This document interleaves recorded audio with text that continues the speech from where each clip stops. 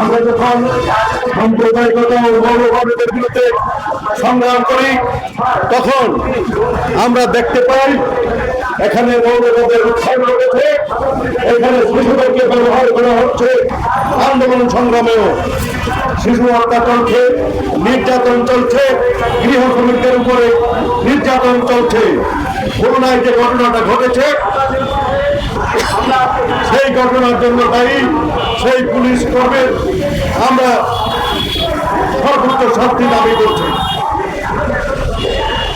শ্রমিক কর্মচারী ঐক্য পরিষদের পক্ষ থেকে আমরা স্পষ্ট করে বলছি, এই ঘটনাগুলোকে পাশ কাটিয়ে দেওয়া চলবে না।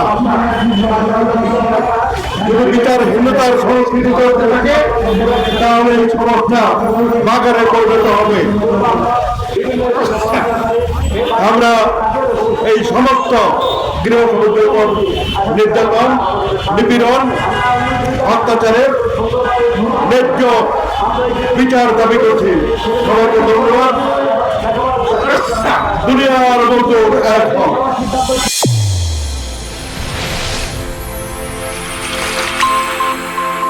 চ্যানেল A1 হৃদয়ের স্পন্দন।